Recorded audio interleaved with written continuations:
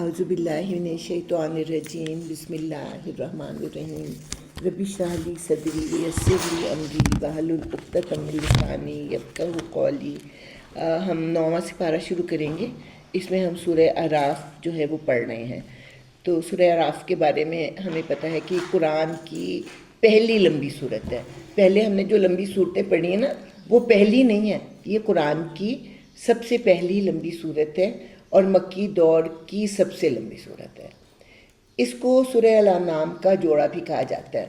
2 phrases میں نے آپ کو بتائے تھے، تذکیر بآلاء اللہ اور تذکیر بایام اللہ۔ آلاء اللہ کا مطلب ہوتا ہے اللہ تعالیٰ کی قدرت کی نشانیوں سے، اللہ تعالیٰ کی نعمتوں سے اللہ تعالیٰ کو پہچاننا، وہ سورہ انعام میں آیا تھا۔ اور اس کا جو دوسرا پہلا ہے تذکیر بایام اللہ، ایام اللہ سے مراد ہوتا ہے وہ دن جب کہ کسی قوم کو سزا ملی تھی۔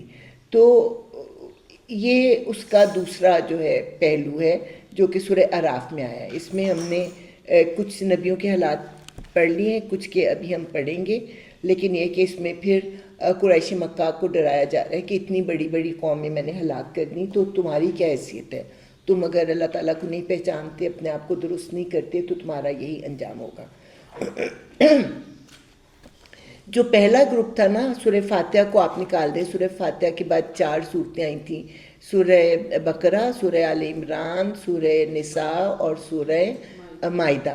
یہ جو تھا اہل کتاب کو جو ہے حجت تمام کی گئی تھی کہ ان کی تمام دلائل کو رد کر کے ان کو جو ہے آخری نصیحت کر دی گئی تھی کہ ایمان لاؤ نہیں تو تمہارا انجام جو ہے وہ برا ہوگا۔ وہ سورہ مائدہ میں ختم ہو گیا، اور اس کے ساتھ ساتھ اس میں پھر احکامات بھی ملتے رہے، اسلامی معاشرے کے قیام کے لیے احکامات بھی ملتے رہے۔ اب یہ دوسرا گروپ ہے، اس دوسرے گروپ میں بھی 4 صورتیں آتی ہیں۔ سورہ انعام جیسا کہ میں نے کہا تذکیر بآلاء اللہ، سورہ اعراف تذکیر بایام اللہ۔ اس کے بعد جو ہے یہ اب ہم سورہ انفال پڑھیں گے۔ اس میں سورہ انفال اور سورہ توبہ مل کے اللہ کا عذاب ہے۔ ہم نے ابھی سورہ اعراف میں پڑھیں گے، رسول آیا، اس نے جو ہے نصیحت کی، قوم نے ٹکرایا، قوم اتنی تنگ ہوئی کہ وہ رسول کو قتل کرنے لگی، اللہ تعالیٰ نے رسول کو وہاں سے نکال دیا اور پوری قوم جو ہے وہ ہلاک ہو گئی، پوری کی پوری قوم ہلاک ہو گئی۔ اب یہ ہے کہ حضور صلی اللہ علیہ وسلم 13 سال تبلیغ کرتے رہے، کچھ لوگ ایمان لائے، کچھ لوگ نہیں لائے، انہوں نے لوگوں کو تنگ کیا، اتنا زیادہ تنگ کیا کہ مسلمانوں کو اس وقت ریئیکٹ کرنے کی اجازت نہیں تھی۔ آخر کار جب انہوں نے حضور صلی اللہ علیہ وسلم کو قتل کرنے کا ارادہ کر لیا، اس وقت پھر آپ کو ہجرت کا حکم دیا گیا۔ آپ صلی اللہ علیہ وسلم نے ہجرت کی اور کچھ مسلمانوں نے بھی ہجرت کی، لیکن ابھی بہت سے مسلمانوں نے ہجرت نہیں کی۔ اب جب یہ اللہ تعالیٰ کا طریقہ تو یہ ہے کہ جو ہی رسول اپنے گھر کو چھوڑتا ہے تو قوم کے اوپر عذاب آ جاتا ہے، لیکن ان کے اوپر عذاب کیوں نہیں آیا؟ وہاں پہ تو خانہ کعبہ تھا، تو مکہ کے اوپر کیسے عذاب آتا؟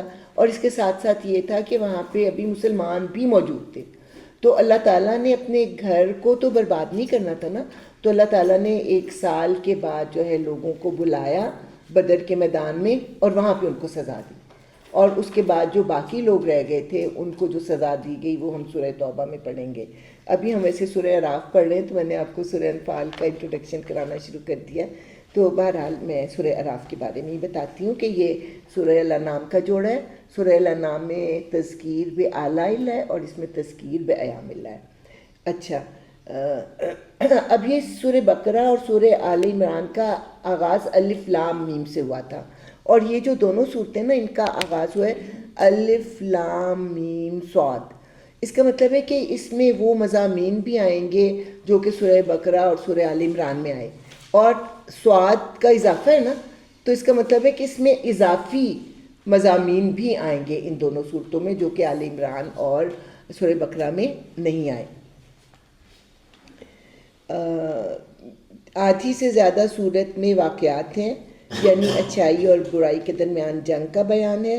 اعراف کا مطلب ہوتا ہے بلند جگہ، جیسے جو مرغ کی کلغی ہوتی ہے نا اس کو بھی اعراف کہتے ہیں، تو کوئی بھی اونچی جگہ، اونچی چیز جو دور سے پہچانی جائے اس کو عرف کہتے ہیں، اور عرف کی جمع جو ہے وہ اعراف ہو گئی۔ تو اس میں اصحاب اعراف کا ذکر آئے گا، پتہ نہیں آ تو نہیں چکا، چلیں اب یہاں پہ جب حضرت آدم کا قصہ آئے گا نا وہ سب سے طویل قصہ ہے، جس میں کہ آدم ابلیس کہے گا کہ میں اولاد آدم کو دائیں سے بائیں سے آگے سے اور پیچھے سے جو ہے وہ گمراہ کروں گا اور انسان کو ناشکرہ بنا کر چھوڑوں گا۔ اس کے علاوہ جو عظیم ترین آیت ہے 156 وہ ابھی اس میں آئے گی، اس کے بارے میں پھر ہم بات کریں گے۔ اب یہاں پہ مختلف رسولوں کا قصہ بیان کیا گیا ہے، اور یہاں ہوتے ہوتے اب ہم حضرت شعیب کی طرف آ گئے ہیں۔ حضرت شعیب جو تھے وہ مدین میں آباد تھے۔ مدین جو ہے نا وہ عرب کا ہی ایک علاقہ تھا۔ ان لوگوں کے پھر دو قصور تھے۔ ایک قصور تو یہ تھا، ایک تو وہ بت پرستی ہی تھی، اور اس کے ساتھ ساتھ یہ کراس روڈز پہ تھے۔ جو تھا یمن سے قافلے شام کو جاتے، شام سے قافلے جو تھے وہ یمن کو آتے، تو یہ تجارتی شاہراہ پر تھا، یہ راستوں پر بیٹھ جاتے اور قافلوں کو یہ لوٹا کرتے تھے۔ اور دوسرا ان کا جرم یہ تھا کہ ناپ تول میں کمی کرتے، کہ جب وہ لیتے چیزیں تو پوری لیتے، اور جب وہ دیتے تھے تو وہ پھر کمی کر کے دیتے تھے۔ ان تین قصوروں کی بنا پر پھر اللہ تعالیٰ نے ان کو جو ہے ہلاک کیا۔ تو اب جب یہ حضرت شعیب جو تھے وہ ان کو تبلیغ کر رہے تھے، تو اس کے بعد پھر کیا ہوا وہ ہم یہاں پہ پڑھیں گے۔ اس کی قوم کے سرداروں نے جو اپنی بڑائی کے گھمنڈ میں مبتلا تھے اس سے کہا، اے شعیب، ہم تجھے اور ان لوگوں کو جو تیرے ساتھ ایمان لائے ہیں اپنی بستی سے نکال دیں گے، ورنہ تم لوگوں کو ہماری ملت میں واپس آنا ہوگا۔ شعیب نے جواب دیا، کیا زبردستی ہمیں پھیرا جائے گا؟ خواہ ہم راضی نہ ہوں، ہم اللہ پر جھوٹ گھڑنے والے ہوں گے اگر تمہاری ملت میں پلٹ آئیں، جبکہ اللہ ہمیں اس سے نجات دے چکا ہے۔ ہمارے لیے تو اس کی طرف پلٹنا اب کسی طرح ممکن نہیں، الا یہ کہ خدا ہمارا رب ہی ایسا چاہے۔ ہمارے رب کا علم ہر چیز پر حاوی ہے، اسی پر ہم نے اعتماد کر لیا۔ اے رب، ہمارے اور ہماری قوم کے درمیان ٹھیک ٹھیک فیصلہ کر دے، اور تو بہترین فیصلہ کرنے والا ہے۔ اب یہ جو ہے حضرت شعیب اللہ تعالیٰ سے مدد مانگ رہے ہیں، لیکن 2 دن کے بعد نہیں مانگ رہے، کئی سال جو ہے وہ گزر گئے، اور اس میں نبی کا جو ہے وہ سٹیمنا اب ختم ہو گیا، حوصلہ ختم ہو گیا۔ تو پھر وہ کہہ رہے ہیں کہ اللہ تعالیٰ تو اب فیصلہ کر دے۔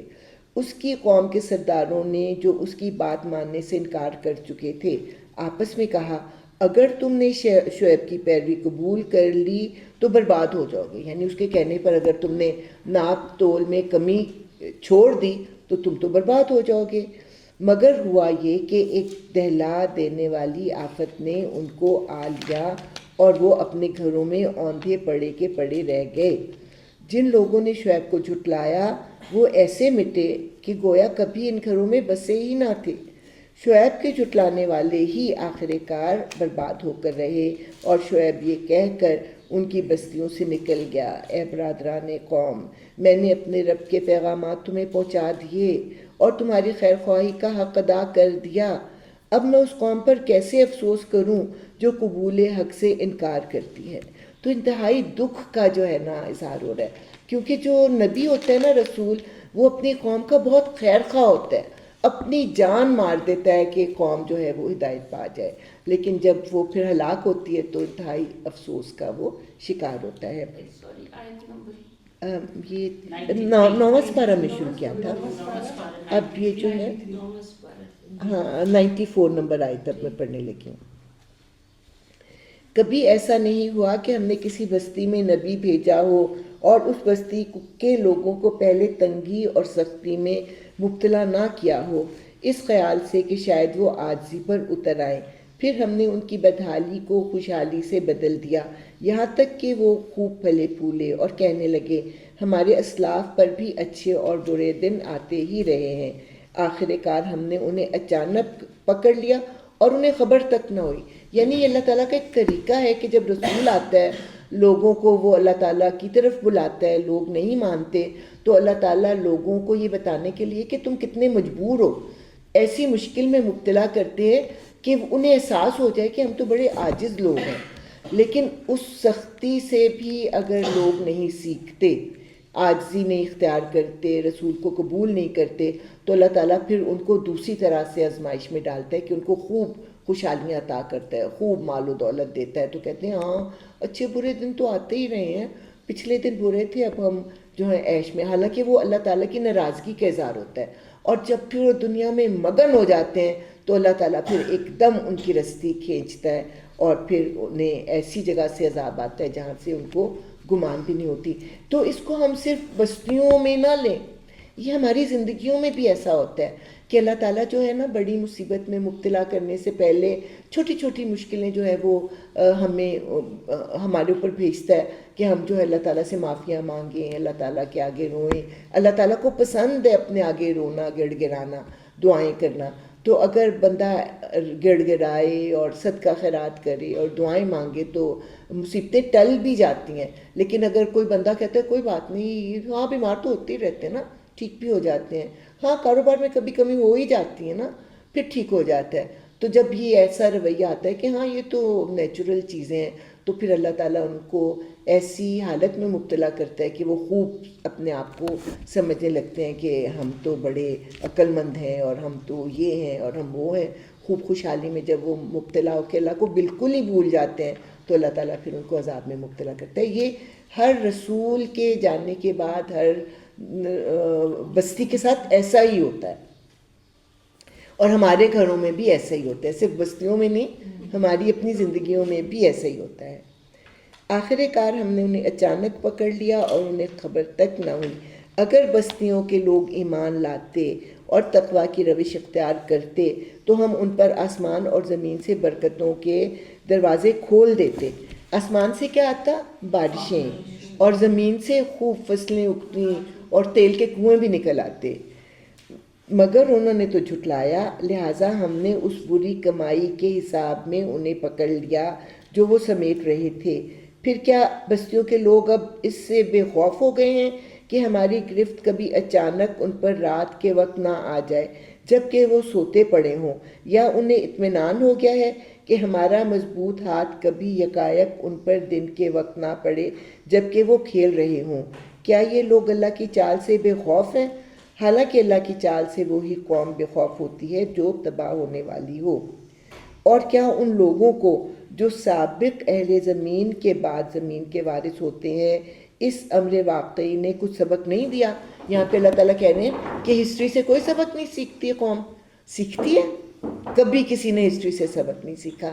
وہی غلطیاں ہر آنے والے لوگ جو ہیں وہ بھی کرتے ہیں.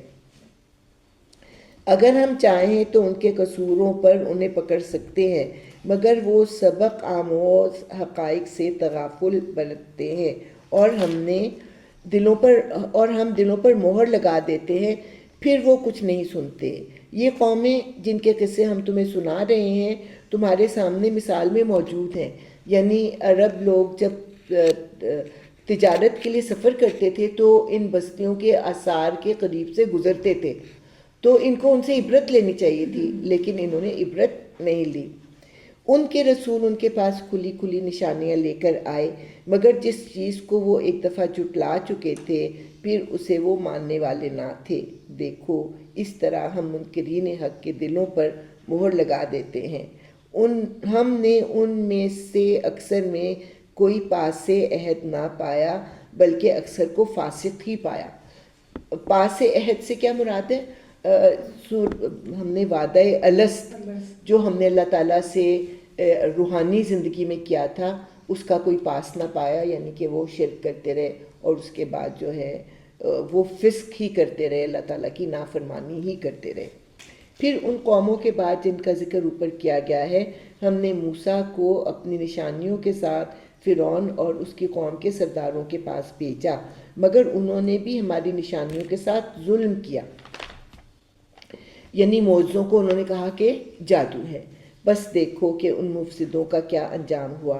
موسیٰ نے کہا، اے فرعون، میں کائنات کے مالک کی طرف سے بھیجا ہوا آیا ہوں. میرا منصب یہی ہے کہ اللہ کا نام لے کر کوئی بات حق کے سوا نہ کہوں. میں تم لوگوں کے پاس تمہارے رب کی طرف سے صریح دلیل ماموریت لے کر آیا ہوں، یعنی اللہ تعالیٰ کی طرف سے معجزہ لے کے آیا ہوں جو یہ بیان کرے گا کہ میں اللہ کا رسول ہوں. لہٰذا تو بنی اسرائیل کو میرے ساتھ بھیج دے۔ فرعون نے کہا اگر تو کوئی نشانی لایا ہے اور اپنے دعوے میں سچا ہے تو اسے پیش کر۔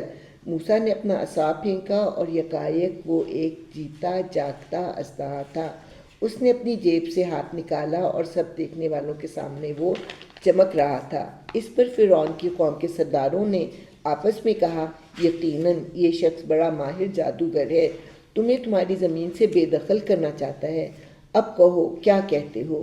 پھر ان سب نے فرعون کو مشورہ دیا کہ اسے اور اس کے بھائی کو انتظار میں رکھیے اور تمام شہروں میں ہرکارے بھیج دیجیے کہ ہر ماہر فن جادوگر کو آپ کے سامنے لے آئیں۔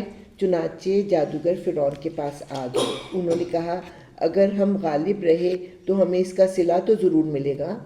رسول آیا، اس نے معجزے دکھائے تو اس نے اجر مانگا کہ دیکھو میں نے تمہیں تماشا دکھایا، مجھے پیسے دو۔ لیکن جادوگر کیا کہہ رہے ہیں کہ اگر ہم جیت گئے تو ہمیں انعام ملے گا نا؟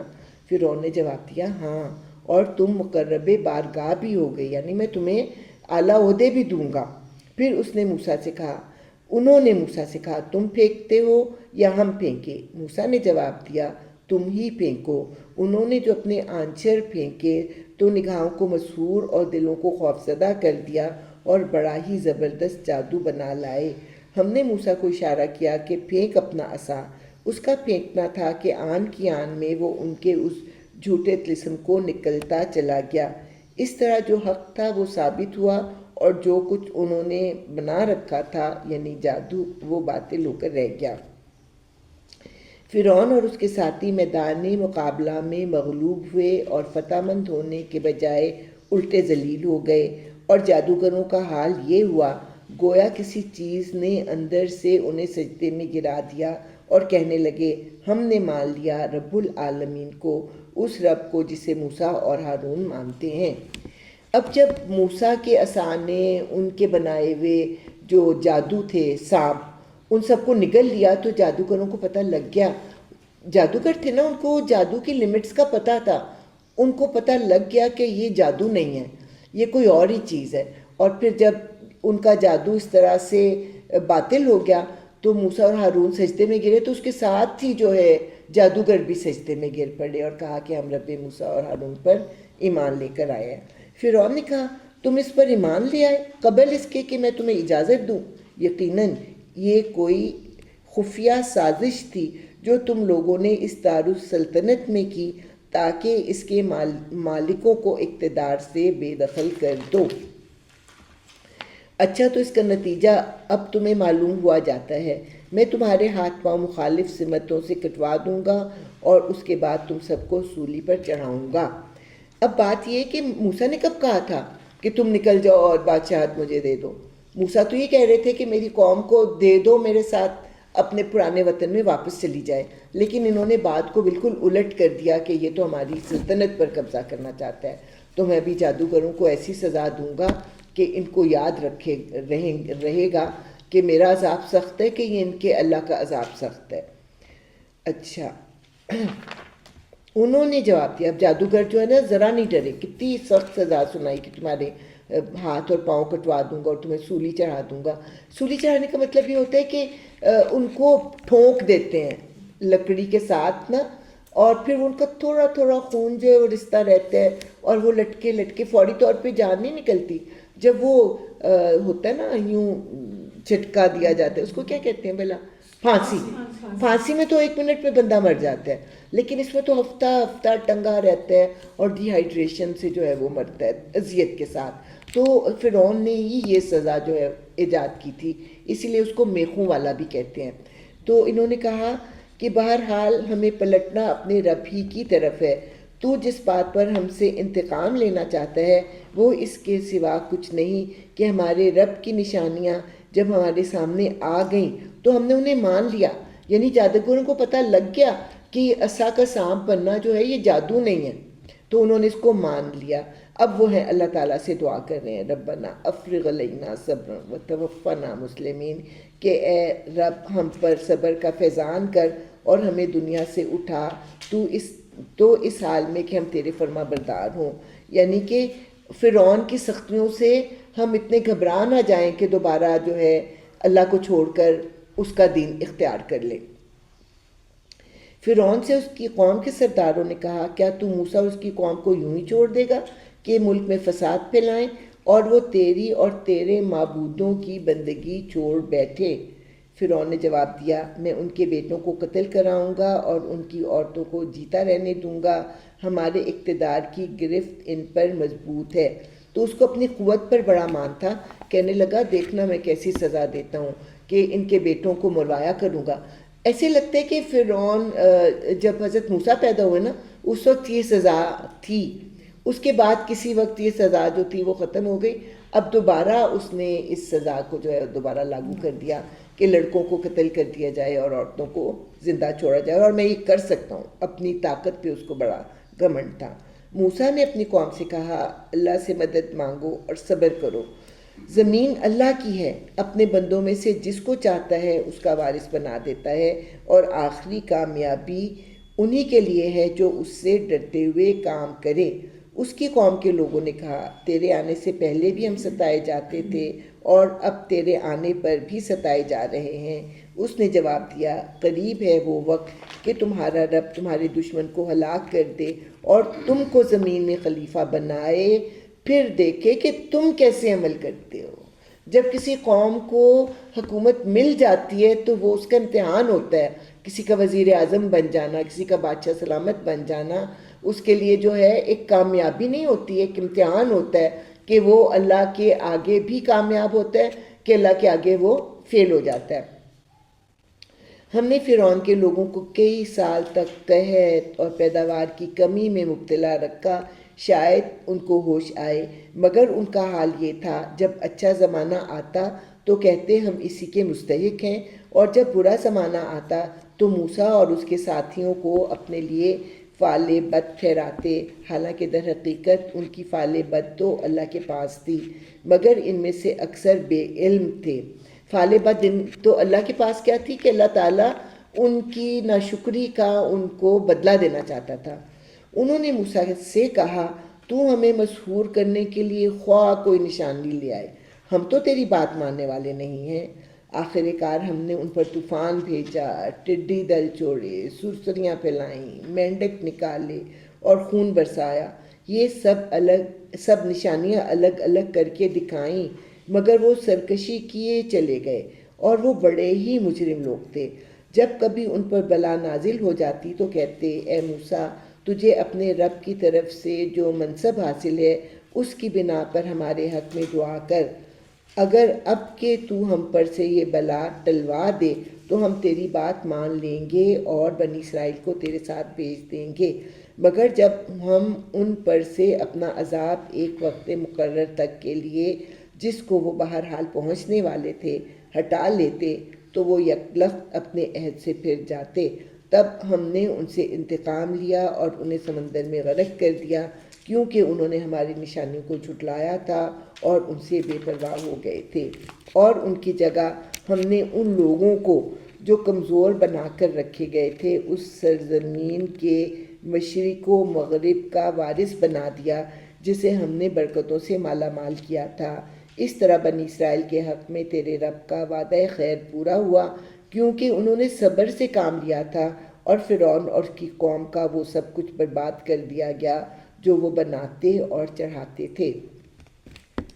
اب جب فرعون ڈوب گیا تو یہ لوگ واپس مصر نہیں آئے، یہ آگے ہی چلتے گئے اور انہوں نے فلسطین میں جا کر آباد ہونا تھا۔ اور اللہ تعالیٰ جب بھی فلسطین کا ذکر کرتے ہیں نا تو کبھی نام نہیں لیتے، ہمیشہ کہتے ہیں وہ زمین جس میں ہم نے برکتیں رکھی ہیں۔ ہمیشہ جب اللہ تعالیٰ یہ کہیں گے نا وہ زمین جس میں ہم نے برکتیں رکھی ہیں تو اس کا مطلب ہوتا ہے کہ وہ فلسطین کی زمین ہے۔ کیوں؟ اس لیے کہ وہاں 4000 نبی پیدا ہوئے، انہوں نے تبلیغ کی اور وہاں پہ وہ فوت ہوئے۔ اس کے علاوہ وہاں کی زمین بہت زرخیز ہے، اور اس کے علاوہ وہاں کے لوگ بہت انٹیلیجنٹ، جینیس اور خوبصورت ہیں، تو ہر طرح کی برکتیں جو ہے اللہ تعالیٰ نے اس کو عطا کی ہیں، اس سرزمین کو۔ بنی اسرائیل کو ہم نے سمندر سے گزار دیا، پھر وہ چلے اور راستے میں ایک ایسی قوم پر ان کا گزر ہوا جو اپنے چند بتوں کی گرویدہ بنی ہوئی تھی۔ کہنے لگے اے موسیٰ ہمارے لیے بھی کوئی ایسا معبود بنا دے جیسے ان لوگوں کے معبود ہیں۔ موسیٰ نے کہا تم لوگ بڑی نادانی کی باتیں کرتے ہو، یہ لوگ جس طریقے کی پیروی کر رہے ہیں وہ تو برباد ہونے والا ہے، اور جو عمل وہ کر رہے ہیں وہ سراسر باطل ہے، یعنی کہ وہ شرک جو کر رہے ہیں وہ تو بالکل جھوٹ بات ہے۔ پھر موسیٰ نے کہا کیا میں اللہ کے سوا کوئی اور معبود تمہارے لیے تلاش کروں، حالانکہ وہ اللہ ہی ہے جس نے تمہیں دنیا بھر کی قوموں پر فضیلت بخشی ہے۔ اور اللہ فرماتا ہے وہ وقت یاد کرو جب ہم نے فرعون والوں سے تمہیں نجات دی، جن کا حال یہ تھا کہ تمہیں سخت عذاب میں مبتلا رکھتے تھے، تمہارے بیٹوں کو قتل کرتے اور تمہاری عورتوں کو زندہ رہنے دیتے تھے، اور اس میں تمہارے رب کی طرف سے تمہاری بڑی آزمائش تھی۔ ہم نے موسیٰ کو 30 سبو روز کے لیے کوہ سینا پر طلب کیا اور بعد میں 10 دن کا اور اضافہ کر دیا، اس طرح اس کے رب کی مقرر کردہ مدت پورے 40 دن ہو گئی۔ اللہ تعالیٰ نے کہا کہ 30 دن کے لیے پہاڑ پر آئیں تاکہ ان کو جو ہے وہ شریعت دی جائے، کتاب دی جائے، اور پھر بعد میں ان میں 10 دن کا اور اضافہ کر دیا۔ موسیٰ نے چلتے ہوئے اپنے بھائی ہارون سے کہا میرے پیچھے تم میری قوم میں میری جانشینی کرنا اور ٹھیک کام کرتے رہنا اور بگاڑ پیدا کرنے والوں کے طریقے پر نہ چلنا۔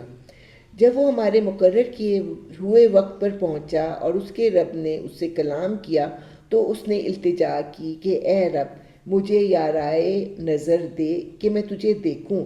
فرمایا تو مجھے نہیں دیکھ سکتا، ہاں ذرا سامنے کے پہاڑ کی طرف دیکھ، اگر وہ اپنی جگہ قائم رہ جائے تو البتہ تو مجھے دیکھ سکے گا۔ چنانچہ اس کے رب نے جب پہاڑ پر تجلی کی تو اسے ریزہ ریزہ کر دیا اور موسیٰ غش کھا کر گر پڑا۔ جب ہوش آیا تو بولا پاک ہے تیری ذات، میں تیرے حضور توبہ کرتا ہوں اور سب سے پہلا ایمان لانے والا میں ہوں۔ فرمایا اے موسیٰ میں نے تمام لوگوں پر ترجیح دے کر تجھے منتخب کیا ہے کہ میری پیغمبری کرے اور مجھ سے ہم کلام ہو، بس جو کچھ میں تجھے دوں اسے لے اور شکر بجا لا۔ یعنی اللہ تعالیٰ کہتے ہیں کیا یہ کافی نہیں ہے کہ میں نے تجھے منتخب کیا اور تجھ سے کلام بھی کیا، تو بڑھتا ہی چلا جا رہا اور فرمائشیں کر رہا ہے، جو میں نے دیا ہے نا بس وہ لے اور شکر ادا کر۔ اس کے بعد ہم نے موسیٰ کو ہر شعبہ زندگی کے متعلق نصیحت اور ہر پہلو کے متعلق واضح ہدایت تختیوں پر لکھ کر دے دی اور اس سے کہا ان ہدایات کو مضبوط ہاتھوں سے تھام اور اپنی قوم کو حکم دے کہ اس کے بہتر مفہوم کی پیروی کریں۔ ان قریب میں تمہیں فاسقوں کے گھر دکھاؤں گا، یعنی جب تم فلسطین جا رہے ہوگے تو تمہیں اجڑی ہوئی بستیاں نظر آئیں گی۔ میں اپنی نشانیوں سے ان لوگوں کی نگاہیں پھیر دوں گا جو بغیر کسی حق کے زمین میں بڑے بنتے ہیں، وہ خواہ کوئی نشانی دیکھ لیں کبھی اس پر ایمان نہ لائیں گے۔ اگر سیدھا راستہ ان کے سامنے آئے تو اسے اختیار نہ کریں گے، اور اگر ٹیڑھا راستہ نظر آئے تو اس پر چل پڑیں گے، اس لیے کہ انہوں نے ہماری نشانیوں کو جھٹلایا اور ان سے بے پرواہی کرتے رہے۔ ہماری نشانیوں یعنی معجزوں کو، یہاں جب نشانی ہے نا تو اس سے مراد معجزے ہیں۔ جس نے بھی ہماری معجزوں کو جھٹلایا اور آخرت کی پیشی کا انکار کیا اس کے سارے اعمال ضائع ہو گئے۔ کیا لوگ اس کے سوا کچھ اور جزا پا سکتے ہیں کہ جیسا کریں ویسا بھریں؟ موسیٰ کے پیچھے اس کی قوم کے لوگوں نے اپنے زیوروں سے ایک بچھڑے کا پتلا بنا لیا جس میں سے بیل کی سی آواز نکلتی تھی۔ کیا انہیں نظر نہ آتا تھا کہ وہ نہ ان سے بولتا ہے نہ کسی معاملے میں ان کی رہنمائی کرتا ہے؟ مگر پھر بھی انہوں نے اسے معبود بنا لیا اور وہ سخت ظالم تھے یا مشرک تھے۔ پھر جب ان کی فریب خوردگی کا طلسم ٹوٹ گیا اور انہوں نے دیکھ لیا کہ در حقیقت وہ گمراہ ہو گئے ہیں تو کہنے لگے اگر ہمارے رب نے ہم پر رحم نہ فرمایا اور ہم سے درگزر نہ کیا تو ہم برباد ہو جائیں گے۔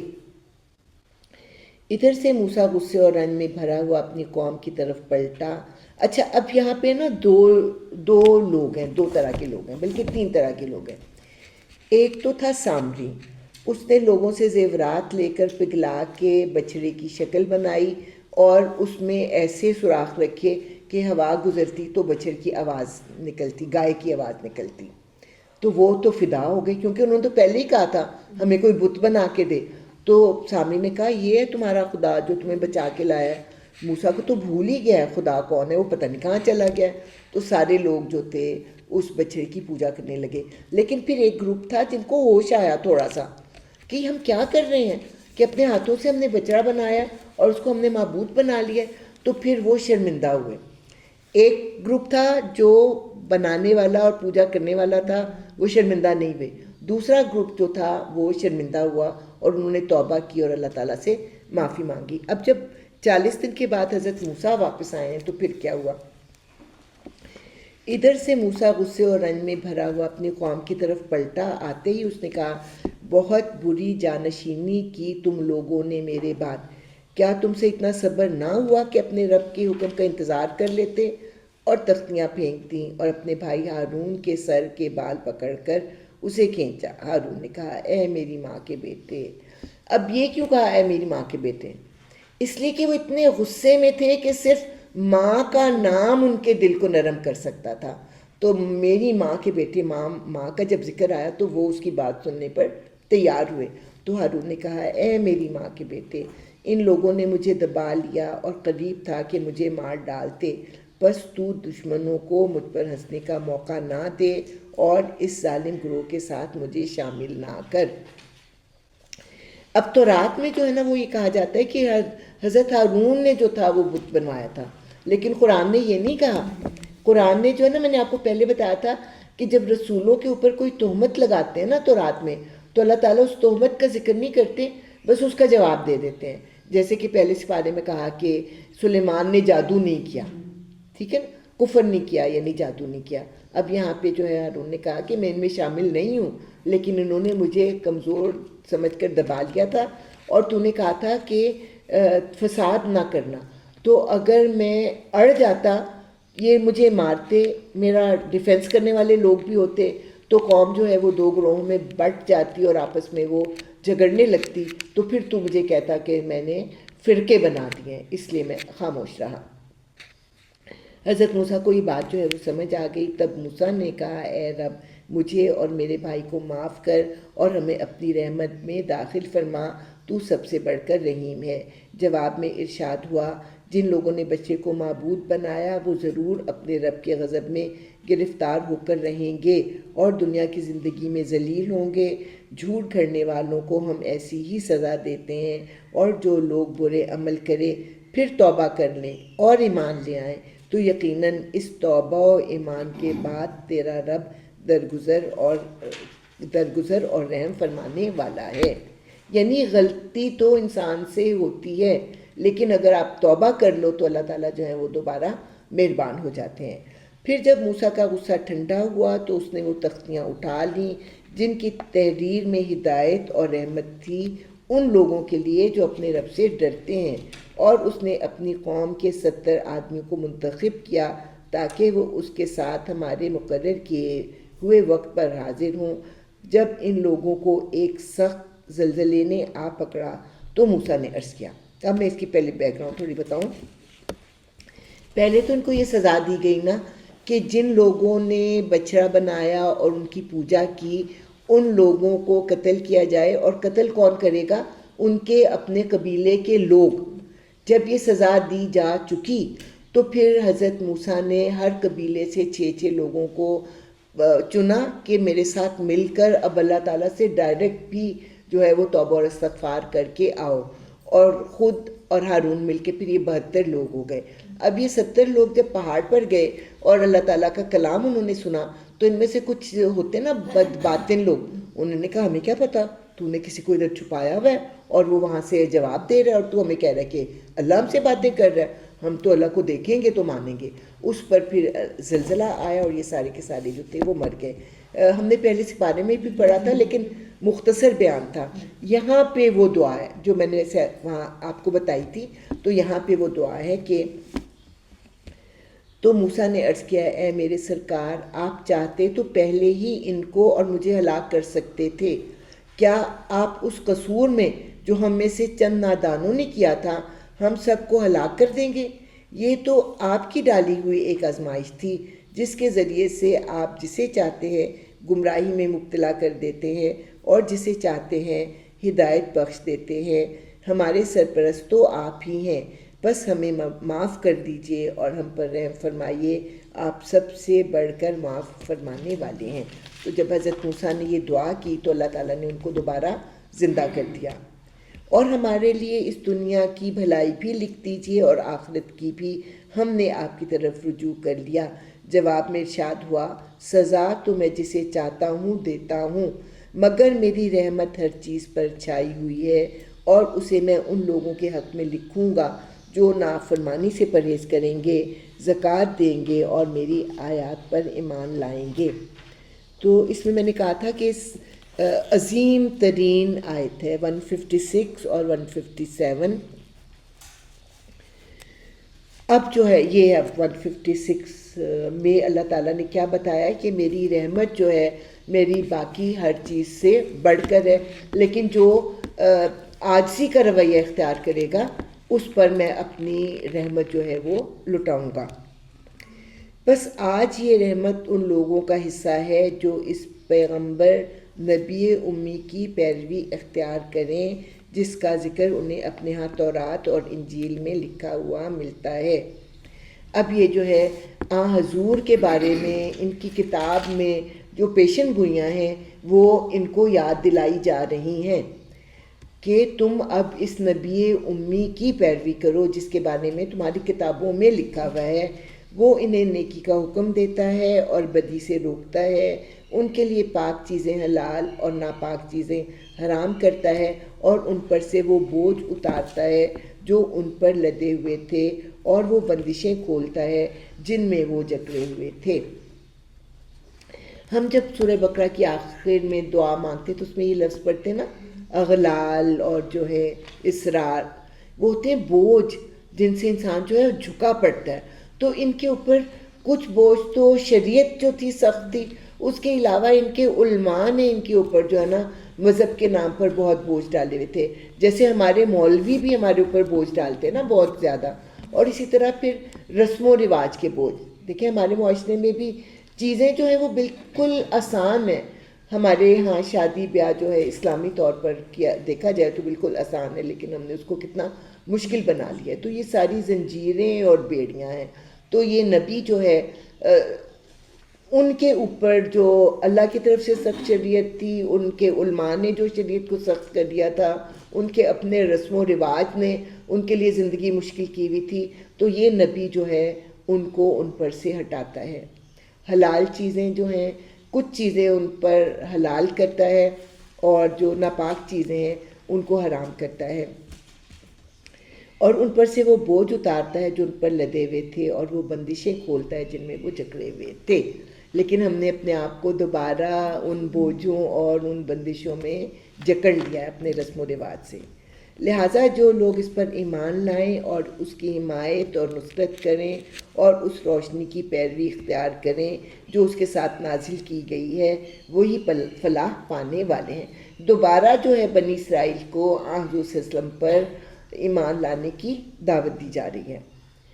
اے محمد صلی اللہ علیہ وسلم کہو کہ اے انسانوں، میں تم سب کی طرف اس خدا کا پیغمبر ہوں جو زمین اور آسمانوں کی بادشاہی کا مالک ہے، اس کے سوا کوئی خدا نہیں ہے، وہی زندگی بخشتا ہے اور وہی موت دیتا ہے، بس ایمان لاؤ اللہ پر اور اس کے بھیجے ہوئے نبی امی پر جو اللہ اور اس کے ارشادات کو مانتا ہے، اور پیروی اختیار کرو اس کی، امید ہے کہ تم راہ راست پا لو گے۔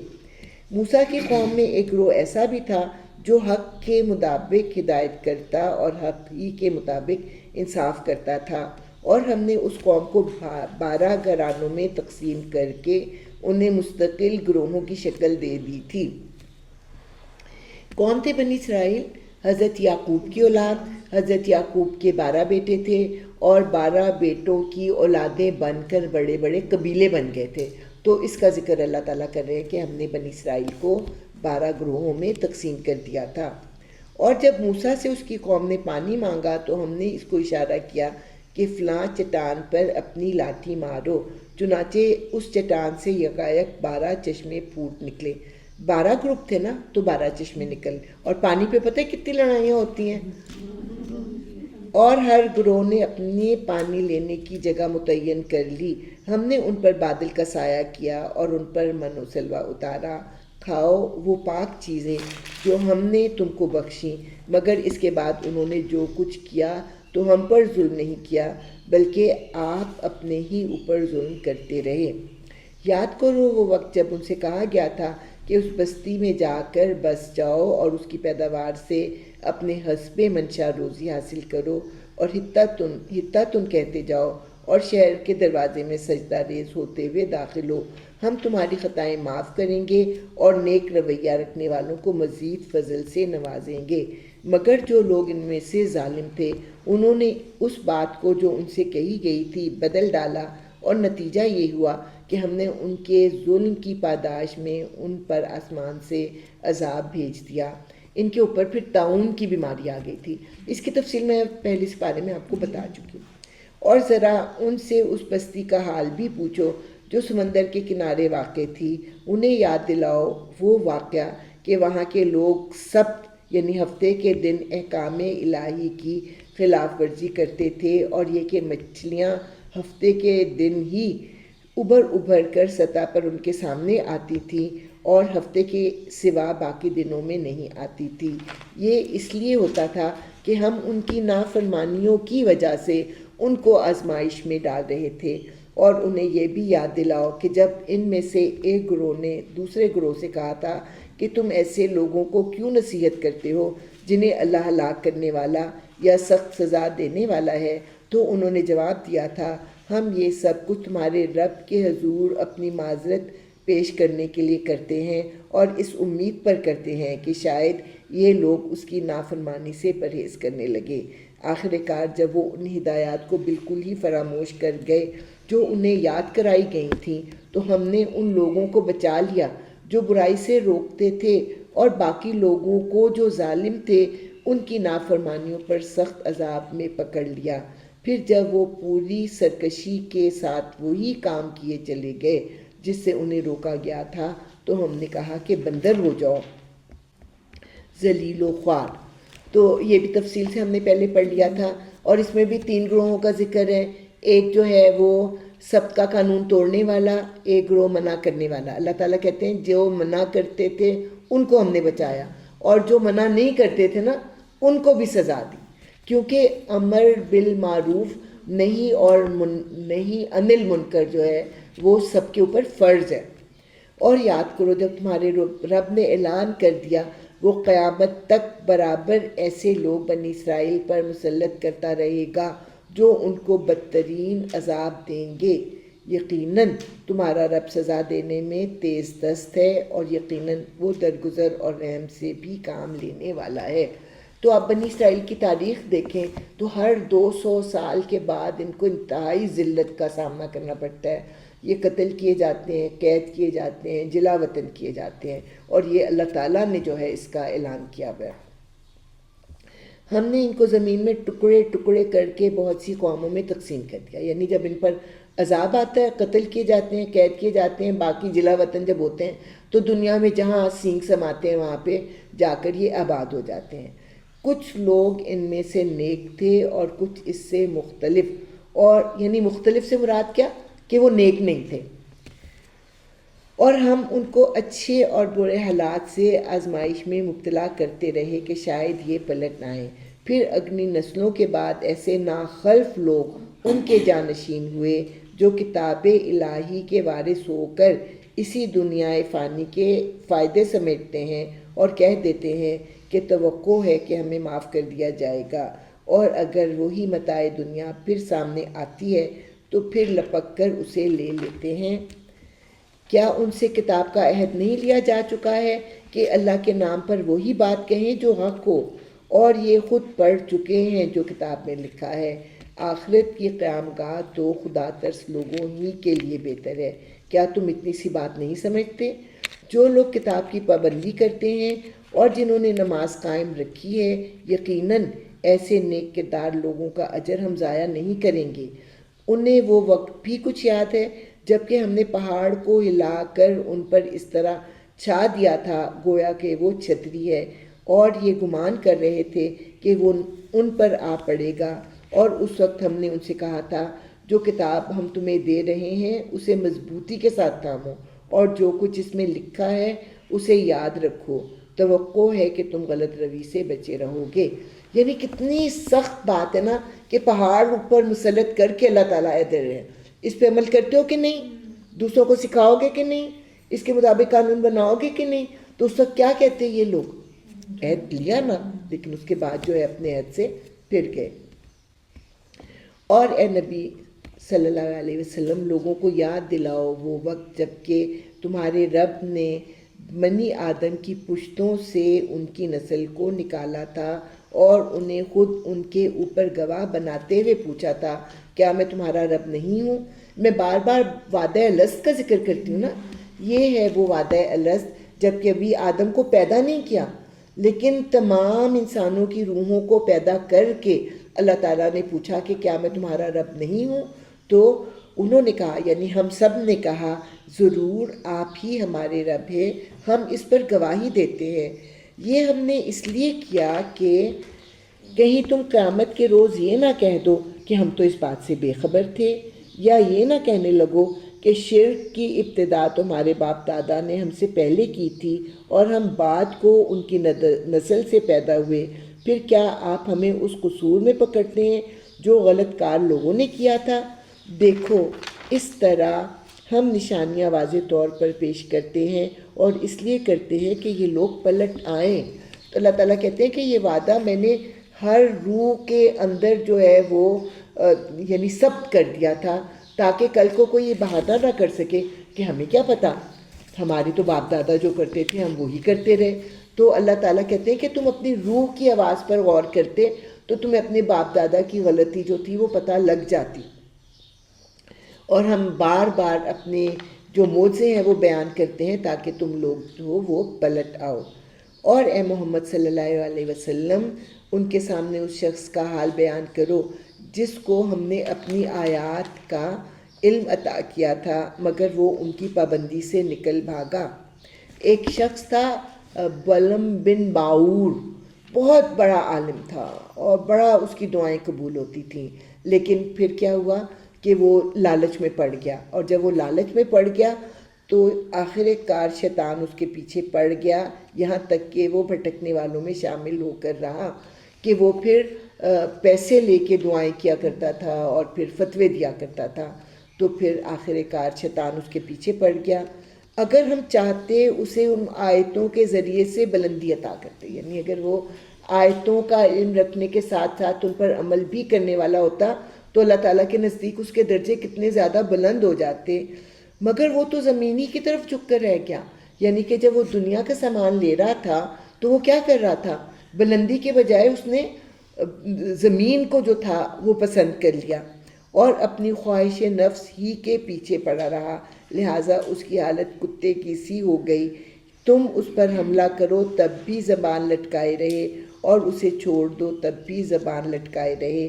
یہی مثال ہے ان لوگوں کی جو ہماری آیات کو جھٹلاتے ہیں۔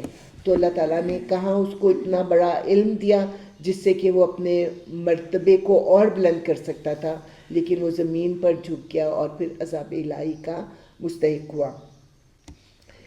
تم یہ حکایات ان کو سناتے رہو، شاید کہ یہ کچھ غور و فکر کریں۔ تو اللہ تعالیٰ ہمیں یہ کہانیاں کیوں سنا رہے ہیں کہ ہم سب بھی اپنے حالات پر غور کریں، اپنی زندگیوں پر غور کریں اور اس کی اصلاح کریں۔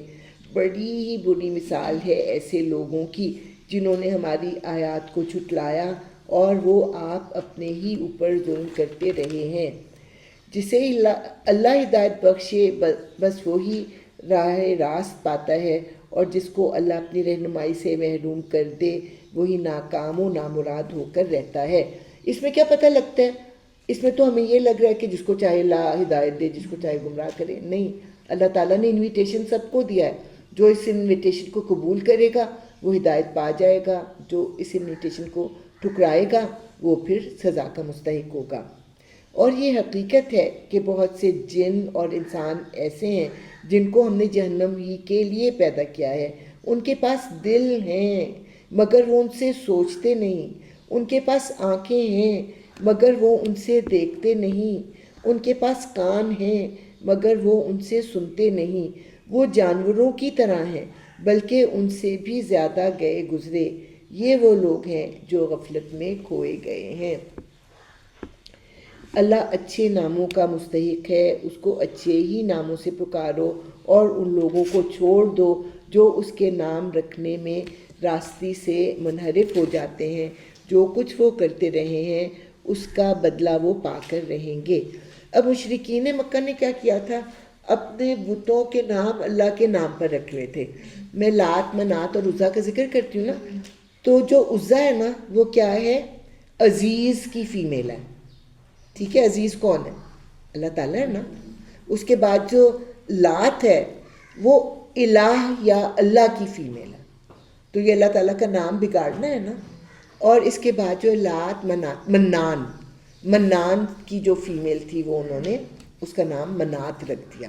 تو جو اللہ تعالیٰ کے ناموں کو بگاڑتے ہیں تو جو کچھ وہ کرتے رہے ہیں اس کا بدلہ وہ پا کر رہیں گے۔ ہماری مخلوق میں ایک گروہ ایسا بھی ہے جو ٹھیک ٹھیک حق کے مطابق ہدایت اور حق ہی کے مطابق انصاف کرتا ہے، یعنی قیامت تک یہ نہیں ہوگا کہ پوری دنیا جو ہے گمراہی میں مبتلا ہو جائے۔ ایک گروہ ضرور ایسا رہے گا جو اللہ تعالیٰ کے احکامات کے مطابق خود بھی زندگی گزارے گا اور لوگوں کو بھی کہے گا، لیکن جب سب لوگ ختم ہو جائیں گے نا ایسے، تو اس کے بعد پھر جو ہے وہ قیامت آئے گی۔ رہے وہ لوگ جنہوں نے ہماری آیات کو جھٹلا دیا ہے تو ہم انہیں بتدریج ایسے طریقے سے تباہی کی طرف لے جائیں گے کہ انہیں خبر تک نہ ہوگی۔ میں ان کو ڈھیل دے رہا ہوں، میری چال کا کوئی توڑ نہیں، یعنی انہیں لگ رہا ہوگا کہ ہم تو آہستہ آہستہ جو ہے گرو کر رہے ہیں، لیکن اللہ تعالیٰ کہہ رہے ہیں آہستہ آہستہ میں ان کو تباہی کی طرف لے کے جا رہا ہوں، اور ان کو اس چیز کا احساس بھی نہیں ہے۔ اور کیا ان لوگوں نے کبھی سوچا نہیں ان کے رفیق پر جنون کا کوئی اثر نہیں ہے؟ حضور صلی اللہ علیہ وسلم کو کیا کہا کرتے تھے؟ مجنون اور شاعر اور ساحر اور یہ وہ۔ تو اس کے بارے میں اب اللہ تعالیٰ بیان کر رہے ہیں کہ مجنون ایسے ہوتے ہیں، تمہیں کون سی بات ان میں مجنونوں والی لگتی ہے؟ وہ تو ایک خبردار ہے جو برا انجام سامنے آنے سے پہلے صاف صاف متنبع کر رہا ہے۔ کیا ان لوگوں نے آسمان و زمین کے انتظام پر کبھی غور نہیں کیا، اور کسی چیز کو بھی جو خدا نے پیدا کی ہے آنکھیں کھول کر نہیں دیکھا؟ اور کیا یہ بھی انہوں نے نہیں سوچا کہ شاید ان کی مہلت زندگی پوری ہونے کا وقت قریب آ لگا ہو؟ کسی کو پتہ ہے کہ کب اس نے مرنا ہے؟ ہو سکتا ہے یہاں سے ہم اٹھ کے جا ہی نہ سکیں، اور ہم بڑی پلاننگ کرتے ہیں، اچھا عید آنے والی ہے، میں یہ جوڑا بناؤں گی، میں یہ کروں گی، میں وہ، یہی کچھ کر رہے ہوتے ہیں نا۔ ہر وقت کوئی نہ کوئی پلاننگ کر رہے ہوتے ہیں جس میں ہماری موت شامل نہیں ہوتی۔ ہماری موت اگر شامل ہو تو ہماری پلاننگ بھی جو ہے نا وہ مختلف طرح کی ہو۔ پھر آخر پیغمبر کی اس تنبیہ کے بعد اور کون سی بات ایسی ہو سکتی ہے جس پر یہ ایمان لائے؟ جس کو اللہ رہنمائی سے محروم کر دے اس کے لیے پھر کوئی رہنما نہیں ہے، اور اللہ انہیں ان کی سرکشی ہی میں بھٹکتا ہوا چھوڑے دیتا ہے۔ یہ لوگ تم سے پوچھتے ہیں آخر وہ قیامت کی گھڑی کب نازل ہوگی؟ کہو اس کا علم میرے رب ہی کے پاس ہے، اسے اپنے وقت پر وہی ظاہر کرے گا۔ آسمانوں اور زمین میں وہ بڑا سخت وقت ہوگا، وہ تم پر اچانک آ جائے گا۔ یہ لوگ اس کے متعلق تم سے اس طرح پوچھتے ہیں گویا کہ تم اس کی کھوج میں لگے ہوئے ہو۔ کہو اس کا علم تو صرف اللہ کو ہے، مگر اکثر لوگ اس حقیقت سے نا واقف ہیں۔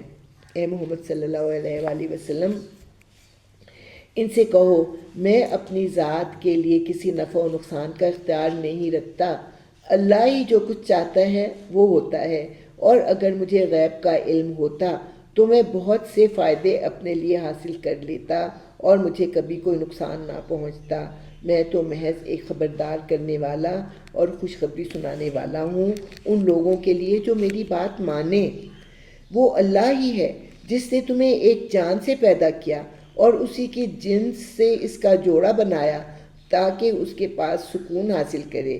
پھر جب مرد نے عورت کو ڈھانپ لیا تو اسے ایک خفیف سا حمل رہ گیا جسے لیے وہ چلتی پھرتی رہی۔ پھر جب وہ بوجھل ہو گئی تو دونوں نے مل کر اللہ اپنے رب سے دعا کی کہ اگر تو نے ہم کو اچھا سا بچہ دیا تو ہم تیرے شکر گزار ہوں گے، مگر جب اللہ نے ان کو ایک صحیح و سالم بچہ دے دیا تو وہ اس کی اس بخشش و عنایت میں دوسروں کو اس کا شریک ٹھہرانے لگے۔ اللہ بہت بلند و برتر ہے ان مشرکانہ باتوں سے جو یہ لوگ کرتے ہیں۔ کیسے نادان ہیں یہ لوگ کہ ان کو خدا کا شریک ٹھہراتے ہیں جو کسی چیز کو بھی پیدا نہیں کرتے بلکہ خود پیدا کیے جاتے ہیں۔ اب کوئی ہندو ہو، مسلم ہو، کرسچن ہو، جو مرضی ہو، جب بچہ پیدا ہونے والا ہوتا ہے تو ہر ایک کے دل میں، ماں باپ کے دل میں، بلکہ دوسروں کے دل میں بھی کتنا خوف ہوتا ہے کہ یا اللہ صحیح سالم بچہ ہو، یا اللہ نارمل بچہ ہو، کتنی وہ دعائیں کرتے ہیں۔ لیکن پھر جب بچہ پیدا ہو جاتا ہے صحیح و سالم تو ان کو بھول ہی جاتا ہے کہ ہم کتنے جو تھے وہ گڑ گڑا رہے تھے اللہ تعالیٰ سے، اور شکریہ ادا کرنے کے لیے کبھی کسی بت کو چڑھاوا چڑھانے چلے جاتے ہیں، کبھی کسی مزار پر شکرانے کی نظر نیاز دینے چلے جاتے ہیں۔ تو اللہ تعالیٰ کہہ رہے ہیں کہ دینے والا اللہ اور شکریہ کسی اور کا ادا کر رہے ہو۔ اگر تم انہیں سیدھی راہ پر آنے کی دعوت دو تو وہ تمہارے پیچھے نہ آئیں، تم خواہ انہیں پکارو یا خاموش رہو، دونوں صورتوں میں تمہارے لیے یکساں ہی رہے۔ تم لوگ خدا کو چھوڑ کر جنہیں پکارتے ہو وہ تو محض بندے ہیں جیسے تم بندے ہو، ان سے دعائیں مانگ دیکھو، یہ تمہاری دعاؤں کا جواب دیں اگر ان کے بارے میں تمہارے خیالات صحیح ہیں۔ کیا یہ پاؤں رکھتے ہیں کہ ان سے چلیں؟ کیا یہ ہاتھ رکھتے ہیں کہ ان سے پکڑیں؟ کیا یہ آنکھیں رکھتے ہیں کہ ان سے دیکھیں؟ کیا یہ کان رکھتے ہیں کہ ان سے سنیں؟ اے محمد صلی اللہ علیہ وسلم ان سے کہو کہ بلا لو اپنے ٹھہرائے ہوئے شریکوں کو، پھر تم سب مل کر میرے خلاف تدبیریں کرو اور مجھے ہرگز مہلت نہ دو۔ میرا حامی و ناصر وہ خدا ہے جس نے یہ کتاب نازل کی ہے اور وہ نیک آدمیوں کی حمایت کرتا ہے۔ اب یہ بتوں کے بارے میں کہ بظاہر تو ان کی آنکھیں ہیں تو کیا وہ دیکھتے ہیں؟ بظاہر ان کے کان ہیں کیا وہ سنتے ہیں؟ بظاہر ان کے پاؤں ہیں کیا وہ ان سے چلتے ہیں؟ جب تم ان سے کوئی دعا مانگو تو وہ تمہاری دعا کیسے قبول کریں گے؟ تمہیں کیسے وہ عطا کریں گے؟ تمہیں سمجھ کیوں نہیں آتی؟ بخلاف اس کے تم جنہیں خدا کو چھوڑ کر پکارتے ہو وہ نہ تمہاری مدد کر سکتے ہیں اور نہ خود اپنی ہی مدد کرنے کے قابل ہیں، بلکہ اگر تم انہیں سیدھی راہ پر آنے کے لیے کہو تو وہ تمہاری بات سن بھی نہیں سکتے۔ بظاہر تم کو ایسا نظر آتا ہے کہ وہ تمہاری طرف دیکھ رہے ہیں مگر فی الواقع وہ کچھ بھی نہیں دیکھتے۔ اے نبی صلی اللہ علیہ وسلم، یہ اعلیٰ اخلاق کی ایک کہتے ہیں جامع آیت ہے۔ اے نبی صلی اللہ علیہ وسلم، نرمی و درگزر کا طریقہ اختیار کرو، معروف کی تلقین کیے جاؤ یعنی بھلائی کا حکم دیتے جاؤ اور جاہلوں سے نہ الجھو۔ اگر کبھی شیطان تمہیں اکسائے تو اللہ کی منع مانگو، یعنی شیطان تمہیں غصہ دلائے کہ تم اینٹ کا جواب پتھر سے دو تو تم اللہ کی پناہ مانگو، وہ سب کچھ سننے اور جاننے والا ہے۔ حقیقت میں جو لوگ متقی ہیں ان کا حال تو یہ ہوتا ہے کہ کبھی شیطان کے اثر سے کوئی برا خیال اگر انہیں چھو بھی جاتا ہے تو وہ فوراً چکنے ہو جاتے ہیں اور پھر انہیں صاف نظر آنے لگتا ہے کہ ان کے لیے صحیح طریقہ کار کیا ہے۔ رہے ان کے یعنی شیاطین کے بھائی بند تو وہ انہیں ان کی کجروی میں کھینچے چلے جاتے ہیں اور انہیں بھٹکانے میں کوئی کسر ٹھان نہیں رکھتے۔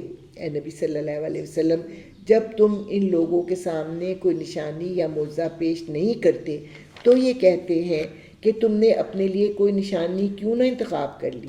ان سے کہو میں تو صرف اس وحی کی پیروی کرتا ہوں جو میرے رب نے میری طرف بھیجی ہے، یہ بصیرت کی روشنیاں ہیں تمہارے رب کی طرف سے اور ہدایت اور رحمت ہے ان لوگوں کے لیے جو اسے قبول کر لیں۔ جب قرآن تمہارے سامنے پڑھا جائے تو اسے توجہ سے سنو اور خاموش رہو، شاید کہ تم پر بھی رحمت ہو جائے۔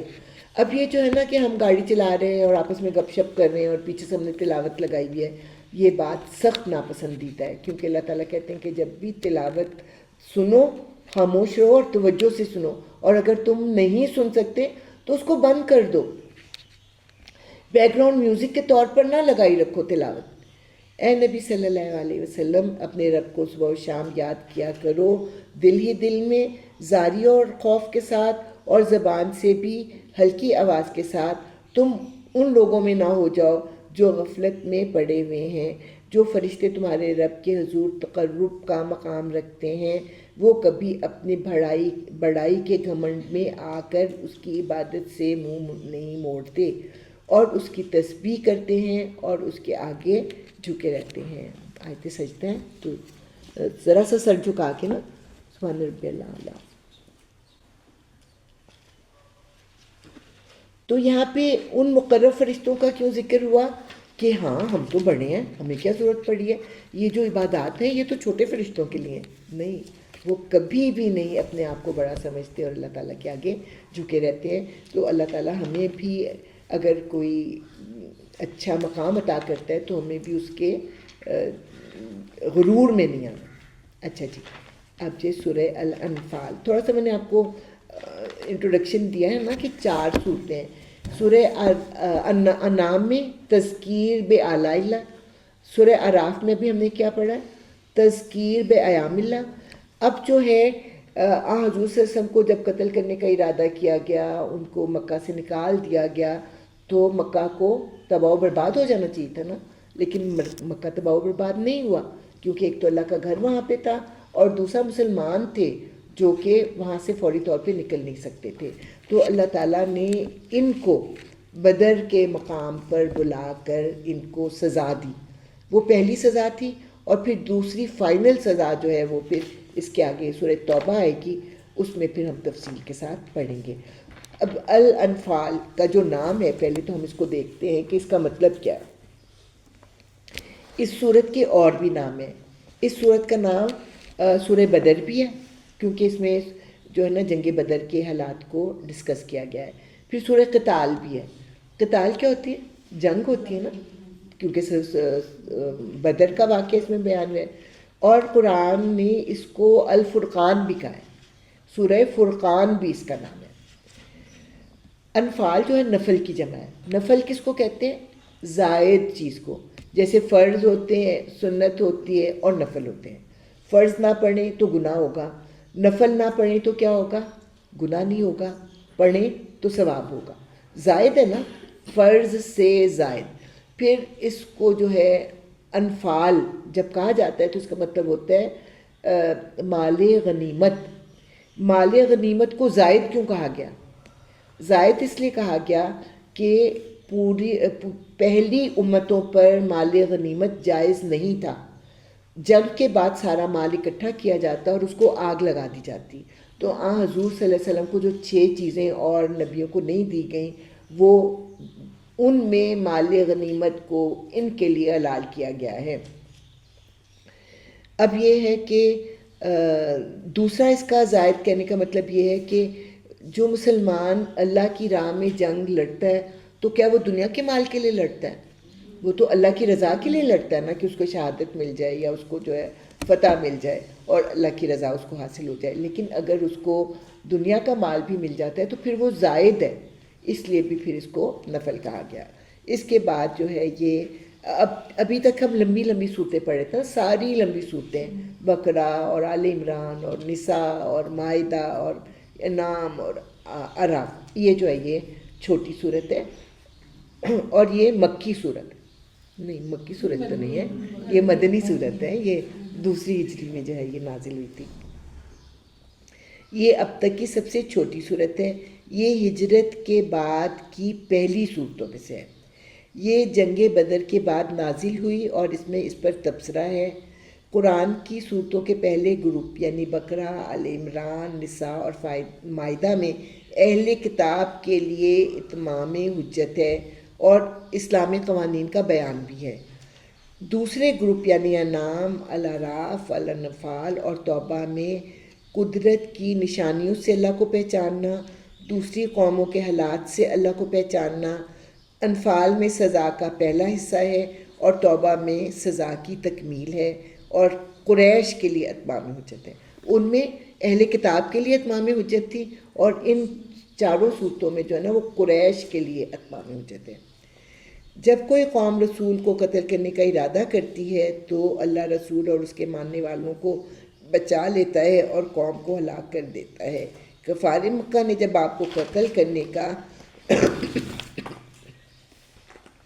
ارادہ کر لیا تو اللہ تعالیٰ نے آپ کو ہجرت کا حکم دیا اور آپ کو بچا کر نکال دیا، لیکن مکہ پر عذاب نہیں آیا۔ اس کی ایک وجہ تو وہاں خانہ کعبہ کا ہونا تھا اور دوسری وجہ بہت سے مسلمانوں کا وہاں ہونا تھا۔ اس لیے کفار مکہ کو بدر میں بلا کر ان کے 70 سردار مارے گئے، 70 قیدی ہوئے اور باقی زخمی ہو کر بھاگ گئے۔ ان کی پورے عرب میں سخت بے عزتی ہوئی۔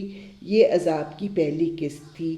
آخری قسط 9 ہجری میں ان کو شدید ترین سزا کی صورت میں دی گئی، جس کا بیان اگلی صورت یعنی سورہ توبہ میں آئے گا۔ اس میں قتل عام کی نوبت نہیں آئی کیونکہ انہوں نے اسلام قبول کر لیا تھا۔ ٹھیک ہے، تو اب ہم سورہ اعراف پڑھتے ہیں، تو اس میں غزوہ بدر کے حالات ہمیں ملیں گے۔ اب یہ ہے کہ جنگ بدر ہوگی، اب اس کے حالات تو بعد میں آئیں گے، لیکن اس کا آغاز جو ہے وہ کیا گیا انفال سے کہ مال غنیمت کا کیا کیا جائے۔ ہوا یہ کہ جنگ ہوئی، 70 لوگ مارے گئے، 70 قیدی ہوئے، باقی بھاگ گئے سامان اپنا چھوڑ کے۔ بہت سامان تھا کیونکہ بہت شان و شوکت کے ساتھ یہ آئے تھے۔ تو اب جو تھے ایک گروہ نے ان کا پیچھا کیا کہ اگر وہ واپس پلٹ کر آئیں تو ہم ان کا مقابلہ کریں۔ ایک گروہ جو تھا وہ حضرت صلی اللہ علیہ وسلم کے ارد گرد حلقہ بنائے ہوئے تھا کہ کوئی ان تک نہ پہنچے، ان کی حفاظت کرے تھے۔ ایک گروہ جو بزرگ سے بوڑھے تھے وہ الگ کھڑے ہوئے تھے کیونکہ وہ بھاگ کے ان کے پیچھے بھی نہیں جا سکتے تھے اور مال غنیمت بھی نہیں اکٹھا کر سکتے تھے، اور ایک گروہ تھا جو کہ مال غنیمت اکٹھا کر رہا تھا۔ یہ پہلی جنگ تھی جو کہ مسلمانوں نے لڑی اور ان کو پتہ نہیں تھا کہ مال غنیمت کا کیا کرنا ہے۔ اس سے پہلے یہ ہوتا تھا کہ جس بھی جنگ میں جس کے ہاتھ جو چیز لگ گئی وہ اس کی ہو جاتی تھی، اور خاص البتہ یہ ضرور کرتے تھے کہ سپہ سالار کو اچھی اچھی تو چیزیں جمع کر کے تحفے کے طور پر دے دیا کرتے تھے۔ اب جو ہے یہ ایک بحث و مباحثہ شروع ہو گیا کہ جنہوں نے جب مال اکٹھا کیا تھا انہوں نے کہا یہ تو ہمارا ہے، تو دوسروں نے کہا اگر ہم ان کے پیچھے نہ بھاگتے اور وہ واپس آ کے تم پہ حملہ کرتے تو تم لوگ بھی ہلاک ہو جاتے، ہمارا بھی حصہ ہے۔ جو حضور کی پہرے داری کر رہے تھے انہوں نے بھی مطالبہ کیا، اور اس کے بعد جو لوگ جن لوگوں نے اس میں حصہ نہیں لیا تھا ان کا بھی کلیم تھا کہ ہم تو جنگ کر رہے تھے نا۔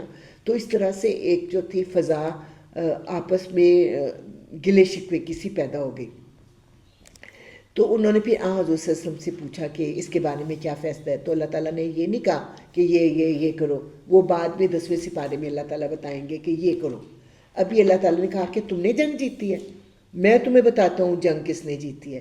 اس میں پھر اللہ تعالیٰ اس جنگ کے حالات و واقعات کو بیان کریں گے کہ تم کتنے تھوڑے سے تھے، دشمن کتنا تھا، 3 گنا زیادہ تھا، اور تم کو جو فتح ہوئی ہے اس کے اسباب اللہ تعالیٰ بیان کر رہے ہیں، وہ اب ہم دیکھیں گے۔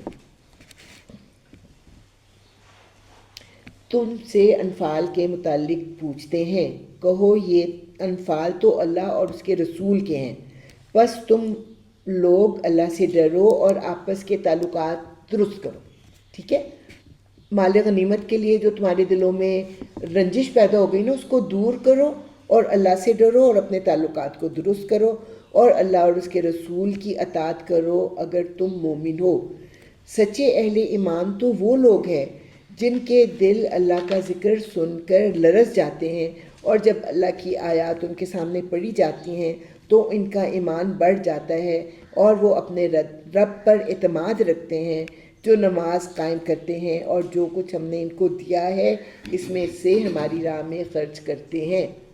تم لوگ لڑ رہے ہو مال غنیمت کے لیے، تو جو اصل مومن ہوتا ہے وہ تو اپنے مال میں سے بھی اللہ کی راہ میں خرچ کرتا ہے۔ ایسے ہی لوگ حقیقی مومن ہیں، ان کے لیے ان کے رب کے پاس بڑے درجے ہیں، قصوروں سے درگزر ہے اور بہترین رزق ہے۔ اس مال غنیمت کے معاملے میں بھی ویسی ہی صورت پیش آ رہی ہے جیسی اس وقت پیش آئی تھی جب کہ تیرا رب تجھے حق کے ساتھ تیرے گھر سے نکال لایا تھا، اور مومنوں میں سے ایک گروہ کو یہ سخت ناگوار تھا اور وہ اس حق کے معاملے میں تجھ سے جھگڑ رہے تھے، درا حالی کہ وہ صاف صاف نمایاں ہو چکا تھا۔ ان کا حال یہ تھا کہ گویا وہ آنکھوں دیکھے موت کی طرف آنکے جا رہے ہیں۔ ہوا یہ تھا فوری طور پہ جنگ بدر کس طرح سے پیش آئی کہ مسلمان تو آ کے آباد ہو گئے نا مدینہ میں. اب حضور صلی اللہ علیہ وسلم جو ہے نا چھوٹی چھوٹی ٹولیاں بھیجا کرتے تھے تاکہ کافروں کو احساس لے کہ ہم اس علاقے کے اوپر جو ہے کنٹرول رکھتے ہیں. اب وہ تاجر لوگ تھے نا، ان کے تجارتی قافلے جایا کرتے تھے شام کی طرف، تو ان کا ایک تجارتی قافلہ پتہ نہیں 55,000 ریال، جس کا مجھے کوئی کانسیپٹ نہیں کہ وہ کتنا، بہرحال کوئی بندہ ایسا نہیں تھا مکہ کا جس کا مال اس قافلے میں شامل نہ ہو. تو ابو سفیان اس قافلے کو لے کے شام جا رہے تھے. اب ان کو جب وہ مدینہ کے پاس سے گزرے تو ان کو گمان ہوا کہ کہیں محمد صلی اللہ علیہ وسلم ہم پر حملہ نہ کر دیں. تو انہوں نے احتیاطاً مکہ والوں کو پیغام بھیج دیا کہ ہماری حفاظت کرو.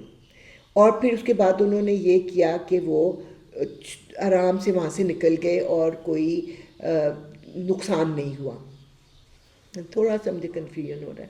بہرحال نہیں یہ واپس آ رہے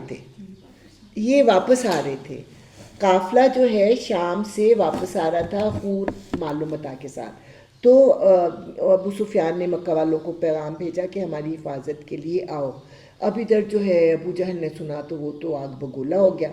اس نے تو پھر جنگ کا ارادہ کر لیا اور خوب تیاریاں کر لی. اور جو ابو سفیان تھے یہ بچ کر نکل گئے. انہوں نے پیغام بھجوا دیا کہ ہم بچ کر آ گئے ہیں تو تمہیں باہر آنے کی ضرورت نہیں ہے. لیکن ابو جہل نے کہا کہ اب تو ہم تیار ہو گئے ہیں، اب تو ہم فیصلہ کر کے ہی چلیں گے. اس کے بعد ابو جہل جو تھا وہ خانہ کعبہ میں گیا، اس نے کعبہ کا پردہ پکڑا اور اللہ تعالیٰ سے دعا کی کہ یا اللہ تو حق کے ساتھ فیصلہ کر، باطل کو تو مٹا دے اور حق کو تو زندہ. خود اس نے اپنی زبان سے کہا. اور پھر بڑے شان و شوکت کے ساتھ جو ہے وہ آتے گئے. اور جہاں پہ بھی وہ رکتے وہاں پہ ایک اونٹ ذبح کرتے، خوب دعوتیں کرتے، خوب اعتماد کے ساتھ جو ہے نا وہ چلے آ رہے تھے. ادھر حضور صلی اللہ علیہ وسلم جو تھے وہ کچھ لوگوں کو لے کے نکلے اور ان کا خیال یہ تھا کہ ان کو ڈرائیں دھمکائیں گے. آج کل بھی تو ہوتی ہیں نا پابندیاں، اقتصادی پابندیاں ایران پہ لگی ہوئی ہیں کہ نہیں لگی ہوئی. یہ اسی طرح کا ایک تھا کہ ان کو جو ہے اپنی موجودگی کا احساس دلایا جائے. تو حضور صلی اللہ علیہ وسلم جو تھے ان کو ڈرانے کے لیے نکلے. لیکن ہوا یہ کہ قافلہ تو نکل گیا. اب حضور صلی اللہ علیہ وسلم کو یہ خبر مل گئی کہ جنگ کے لیے جو ہیں وہ لوگ آ رہے ہیں. اب حضور صلی اللہ علیہ وسلم نے کہا کہ اللہ تعالیٰ نے 2 گروہوں میں سے ایک پر تمہیں فتح دینے کا فیصلہ کر لیا. لوگوں نے کہا ہم جا کے قافلے کو پکڑتے ہیں، کیونکہ قافلے میں حفاظت کرنے والے بہت کم لوگ تھے اور ادھر سے تو پورا لشکر آ رہا تھا. اس بات پر جھگڑا ہوا جس کا کہ یہاں پہ ذکر ہو رہا ہے. تو حضور نے کہا کہ نہیں ہم جائیں گے، مقابلہ کریں گے. تو ان کو ایسے لگ رہا تھا کہ ہم تو موت کے منہ میں جا رہے ہیں. اب سوال یہ پیدا ہوتا ہے کہ اگر حضور ان کے کہنے پر قافلے کو روک لیتے، اس کو لوٹ لیتے، تو کیا وہ لوگ ریئیکٹ نہ کرتے؟ الٹیمیٹلی تو ان کو جنگ کرنی ہی تھی. تو حضور صلی اللہ علیہ وسلم نے اللہ کے حکم سے صحیح فیصلہ کیا کہ قافلے کو چھوڑ دیا اور اپنا مقابلہ جو تھا پھر وہ کفار مکہ کی فوج کے ساتھ کیا. لیکن پھر بھی ایک گروہ ایسا تھا جو کہ قافلے کے پیچھے جانا چاہتا تھا، اس میں مال تھا، لڑائی جھگڑا نہیں تھا فوری طور پہ. یاد کرو وہ موقع جب کہ اللہ تم سے وعدہ کر رہا تھا کہ دونوں گروہوں میں سے ایک تمہیں مل جائے گا. تم چاہتے تھے کہ کمزور گروہ تمہیں ملے، مگر اللہ کا ارادہ یہ تھا کہ اپنے ارشادات سے حق کو حق کر دکھائے اور کافروں کی جڑ کاٹ دے تاکہ حق حق ہو کر رہے اور باطل باطل ہو کر رہ جائے، خواہ مجرموں کو یہ کتنا ہی ناگوار ہو. اب سمجھ آ گئی نا ان آیتوں کی؟ اور وہ موقع جب کہ تم اپنے رب سے فریاد کر رہے تھے. حضور صلی اللہ علیہ وسلم نے اتنی دعائیں مانگی کہ یا اللہ یہ 13 سال کی محنت سے اتنے سے لوگ ہیں جن کو میں نے تیار کیا ہے، یہ اگر مر گئے تو قیامت تک زمین میں تیرا نام لینے والا کوئی نہ ہوگا. کیوں؟ اس لیے کہ ان کو پتا تھا کہ میں آخری رسول ہوں، میرے بعد کوئی رسول نہیں آئے گا، اور اگر یہ لوگ بھی مر گئے تو پھر تو قیامت تک کوئی اللہ کا نام لینے والا نہ ہوگا. جواب میں اس نے فرمایا میں تمہاری مدد کے لیے پے در پے 1000 فرشتے بھیج رہا ہوں. وہ کتنے لوگ تھے؟ 1000. اور یہ کتنے تھے؟ 313. اور فرشتے کتنے تھے؟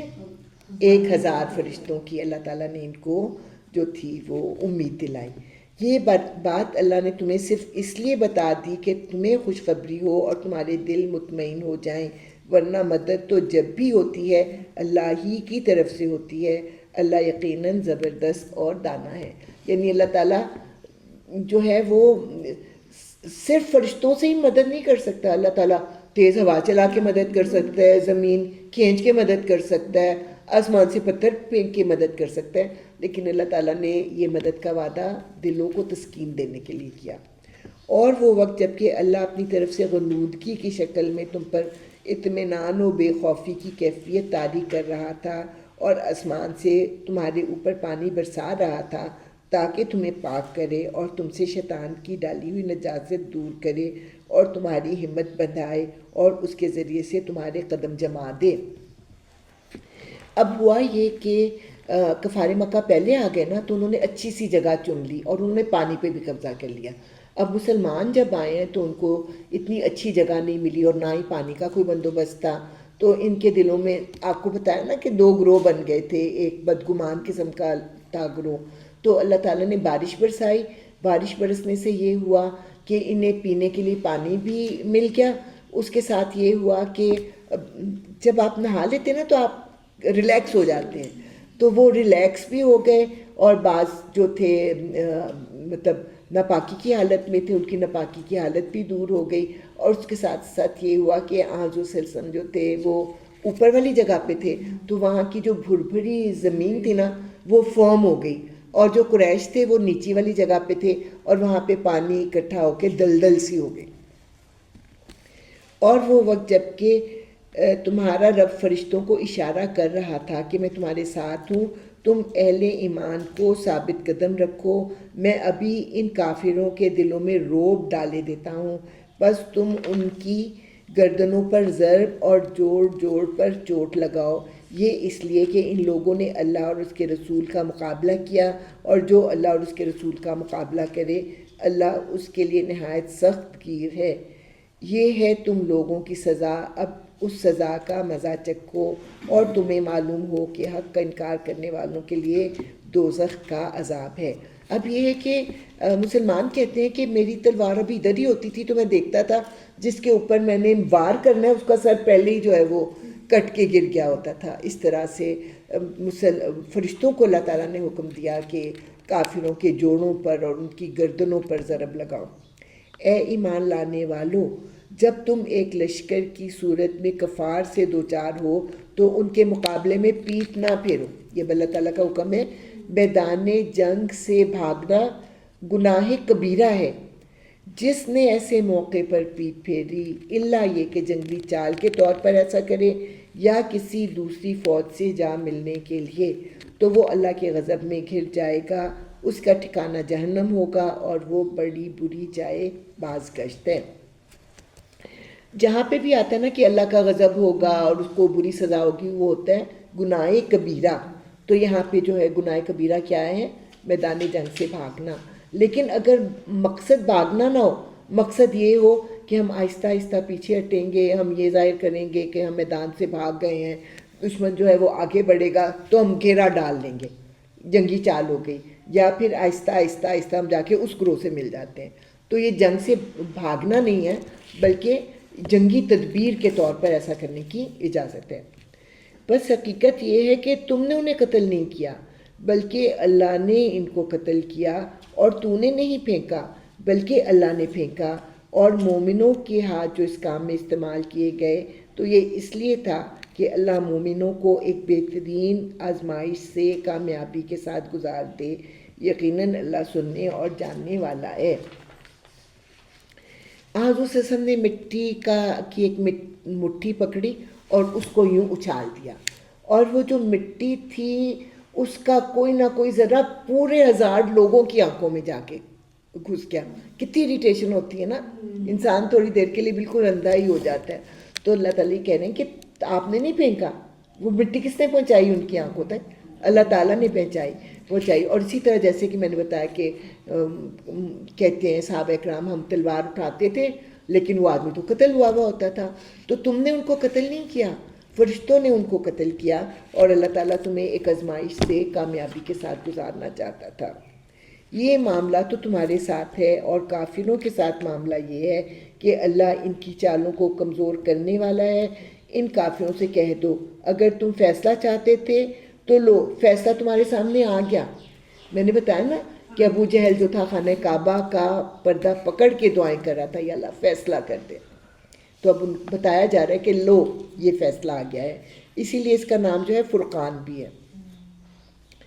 اب باز آ جاؤ تو تمہارے ہی لیے بہتر ہے، ورنہ پھر پلٹ کر اسی حماقت کا اعادہ کرو گے تو ہم بھی اسی سزا کا اعادہ کریں گے، اور تمہاری جمعیت خواہ کتنی ہی زیادہ ہو تمہارے کچھ کام نہ آ سکے گی۔ اللہ مومنوں کے ساتھ ہے۔ اے ایمان لانے والو، اللہ اور اس کے رسول کی اطاعت کرو، اور حکم سننے کے بعد اسے سرتابی نہ کرو۔ ان لوگوں کی طرح نہ ہو جاؤ جنہوں نے کہا ہم نے سنا حالانکہ وہ نہیں سنتے۔ یقیناً خدا کے نزدیک بدترین قسم کے جانور وہ بہرے گونگے لوگ ہیں جو عقل سے کام نہیں لیتے۔ اگر اللہ کو معلوم ہوتا کہ ان میں کچھ بھی بھلائی ہے تو وہ ضرور انہیں سننے کی توفیق دیتا، لیکن بھلائی کے بغیر اگر وہ ان کو سنواتا تو وہ بے رخی کے ساتھ منہ پھیر جاتے۔ اے ایمان لانے والو، اللہ اور اس کے رسول کی پکار پر لبیک کہو، جبکہ رسول تمہیں اس چیز کی طرف بلائے جو تمہیں زندگی بخشنے والی ہے، اور جان رکھو کہ اللہ آدمی اور اس کے دل کے درمیان حائل ہے، اور اسی کے طرف تم سمیٹے جاؤ گے۔ یعنی کہ نبی کس کی طرف بلا رہے تھے؟ لشکر کی طرف بلا رہے تھے، لیکن تمہارا کیا دل چاہ رہا تھا کہ تم قافلے کی طرف جاؤ، لیکن نبی نے جس طرف بلایا وہی درست بات تھی، اور وہی تمہیں زندگی بخشنے والی تھی۔ اور بچوں اس فتنے سے جس کی شامت مخصوص طور پر صرف انہی لوگوں تک محدود نہ رہے گی جنہوں نے تم میں سے گناہ کیا ہو، اور جان رکھو اللہ سخت سزا دینے والا ہے۔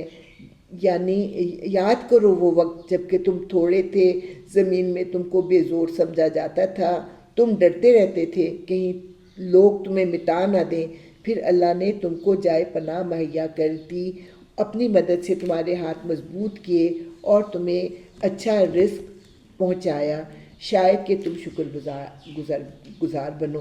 یعنی جب مدینہ میں تھے تو ہر وقت ڈرتے رہتے تھے نا، تو اللہ تعالیٰ نے جائے پناہ دی، تمہارے ہاتھ مضبوط کیے۔ ہاتھ مضبوط کرنے سے کیا مراد ہے؟ کہ مدینہ کے لوگ تمہارے بھائی بن گئے، تمہیں اخوت کے رشتے میں باندھ دیا گیا، اور تمہیں جو ہے اللہ تعالیٰ نے رزق عطا کیا، تو اب تم اللہ تعالیٰ کا شکر ادا کرو۔ اے ایمان لانے والو، جانتے بوجھتے اللہ اور اس کے رسول کے ساتھ خیانت نہ کرو، اپنی امانتوں میں غداری کے مرتکب نہ ہو، اور جان رکھو تمہارے مال اور تمہاری اولاد حقیقت میں سامان آزمائش ہیں، اور اللہ کے پاس اجر دینے کے لیے بہت کچھ ہے۔ اے ایمان لانے والو، اگر تم خدا ترسی اختیار کرو گے تو اللہ تمہارے لیے کسوٹی بہم پہنچا دے گا، اور تمہاری برائیوں کو تم سے دور کرے گا، اور تمہارے قصور معاف کرے گا۔ اللہ بڑا فضل فرمانے والا ہے۔ جب انسان ایمان لے آتا ہے نا تو اس کا دل اس کو اچھائی اور برائی کی پہچان سکھا دیتا ہے۔ اس کو ہی اللہ تعالیٰ نے جو ہے وہ کسوٹی قرار دیا ہے، اور جب تم اس کسوٹی کے مطابق زندگی گزارو گے تو اللہ تعالیٰ تمہارے قصوروں کو بھی معاف کر دے گا، اور اللہ بہت فضل فرمانے والا ہے، اور تمہاری برائیوں کو بھی تم سے دور کر دے گا۔ وہ وقت بھی یاد کرنے کے قابل ہے جب منکرین حق تیرے خلاف تدبیریں سوچ رہے تھے کہ تجھے قید کر دیں یا قتل کر دیں یا جلا وطن کر دیں۔ وہ اپنی چالیں چل رہے تھے اور اللہ اپنی چال چل رہا تھا، اور اللہ سب سے بہتر چال چلنے والا ہے۔ یہ اس وقت کا واقعہ ہے کہ جب قریش مکہ نے فیصلہ کیا کہ تمام قبیلوں کا ایک ایک جوان مل کر حضور پر حملہ کرے گا بیک وقت۔ 11 تلواریں بالفرض اگر ان کے جسم پر پڑیں گی تو حضور کا خاندان 11 خاندانوں سے بدلہ نہیں لے سکے گا، ان کو پھر جو ہے وہ خون بہا پر آمادہ ہونا پڑے گا۔ تو اللہ تعالیٰ اس بات کو بیان کر رہے ہیں کہ وہ اپنی مجلسوں میں طے کرتے تھے قید کر دیں، نہیں ان کے ساتھی چھڑا لیں گے، جلا وطن کر دیں تو کہیں جا کے آباد ہو جائیں گے تو خوب مضبوط ہو جائیں گے۔ اچھا تو پھر کیا کیا جائے؟ قتل کر دیا جائے۔ تو قتل کر دیا جائے تو جو قتل کرے گا اس کو سزا ملے گی؟ نہیں، ہم قتل ایسے کریں گے کہ 11 قبیلے مل کر ان کو قتل کریں گے جن سے کہ پھر وہ بدلہ نہ لے سکیں گے۔ تو یہ اللہ تعالیٰ کی چال تھی، اور اللہ تعالیٰ سب سے بہتر چال چلنے والا ہے۔ جب ان کو ہماری آیات سنائی جاتی تھیں تو کہتے تھے ہاں سن لیا ہم نے، ہم چاہیں تو ایسی ہی باتیں ہم بھی بنا سکتے ہیں۔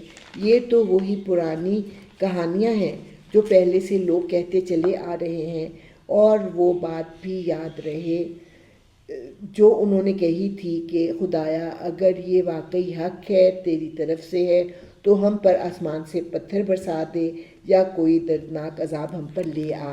یہ مطالبہ کیا کرتے تھے ابو جہل کی قسم کے لوگ۔ اس وقت تو اللہ ان پر عذاب نازل کرنے والا نہ تھا جبکہ تو ان کے درمیان موجود تھا، اور نہ اللہ کا یہ قاعدہ ہے کہ لوگ استغفار کر رہے ہوں اور وہ ان کو عذاب دے دے۔ ٹھیک ہے نا؟ جب وہ یہ مطالبے کرتے تھے تو اس وقت حضور صلی اللہ علیہ وسلم اس بستی میں موجود تھے، تو اس بستی کو ہلاک نہیں کیا جا سکتا تھا۔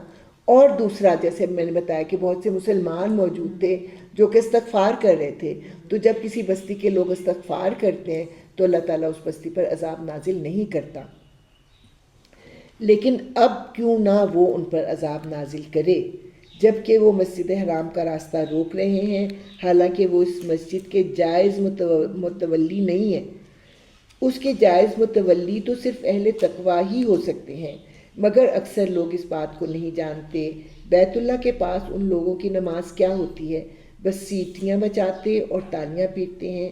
بس اب لو اس عذاب کا مزہ چکھو اپنے اس انکار حق کی پاداش میں جو تم لوگ کرتے رہے ہو۔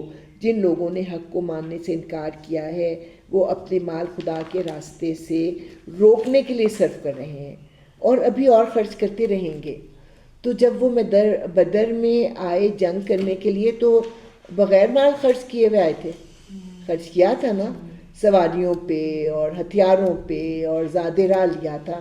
تو وہ مسلمانوں کو اللہ کی راہ سے روکنے کے لیے مال خرچ کر رہے ہیں، اور ابھی اور بھی کریں گے، کیونکہ ابھی جنگ احد بھی ہوگی، جنگ خندق بھی ہوگی۔ مگر آخر کار یہی کوششیں ان کے لیے پچھتاوے کا سبب بنیں گی، پھر وہ مغلوب ہوں گے، پھر یہ کافر جہنم کی طرف گھیر لائے جائیں گے، تاکہ اللہ گندگی کو پاکیزگی سے چھانٹ کر الگ کرے اور ہر قسم کی گندگی کو ملا کر اکٹھا کرے، پھر اس پلندے کو جہنم میں جھونک دے۔ یہی لوگ اصل دیوالیے ہیں۔ اپنے گھروں میں تو ابو جہل کتنا امیر و کبیر تھا، اسی طرح 70 سردار جو مارے گئے، پھر ان کو کہاں پھینکا گیا؟ ایک اجتماعی قبر میں ان کو پھینک دیا گیا۔ اگر وہ اپنے گھروں میں مرتے تو کتنے جو بھی ان کا رسم و رواج ہوتا عزت کے ساتھ ہی ان کو دفن کیا جاتا نا، لیکن یہاں پر ان کو جو ہے کچرے کے ڈھیر کی طرح ایک گڑھے میں پھینک دیا گیا۔ اے نبی صلی اللہ علیہ وسلم، ان کافروں سے کہو اگر اب بھی باز آ جائیں تو جو کچھ پہلے ہو چکا ہے اسے درگزر کر لیا جائے گا، لیکن اگر یہ اسی پچھلی روش کا اعادہ کریں گے تو گزشتہ قوموں کے ساتھ جو کچھ ہو چکا ہے وہ سب کو معلوم ہے۔ ابھی پڑھیے نا سورہ اعراف، اس میں پتہ چلا ہے نا کہ دوسری قوموں کے ساتھ کیا ہوا، تو تمہارے ساتھ کیوں نہیں ہو سکتا؟ اے ایمان لانے والو، ان کافروں سے جنگ کرو یہاں تک کہ فتنہ باقی نہ رہے۔ فتنہ کیا ہوتے؟ کسی کو اپنے دین پر عمل نہ کرنے دینا، شرک کرنا، اور جو شرک نہیں کرتے ان کو اذیتیں دینا، اور دین پورے کا پورا اللہ کے لیے ہو جائے۔ پھر اگر وہ فتنے سے رک جائیں تو ان کے اعمال کا دیکھنے والا اللہ ہے، اور اگر وہ نہ مانے تو جان رکھو کہ اللہ تمہارا سرپرست ہے اور وہی بہترین حامی و مددگار ہے۔ الحمدللہ۔ کیا ٹائم ہو گیا وقت پہ؟ اچھا جلدی ہم نے کر لیا۔ الحمدللہ۔ اصل میں تھوڑی سی بیک گراؤنڈ بن گئی ہے نا، اب آپ کو باتوں کی سمجھ آ جاتی ہے، تو چلیں جی دعا اگر کوئی اور کر لیا کرے تو بہت اچھا ہو۔ ہے کوئی کرنے والا؟ نہیں، سب اپنی اپنی دعا تو کرتے ہی ہیں نا۔ چلیں ٹوٹی پھوٹی دعا کریں، شازی آپ کریں، چلیں بس۔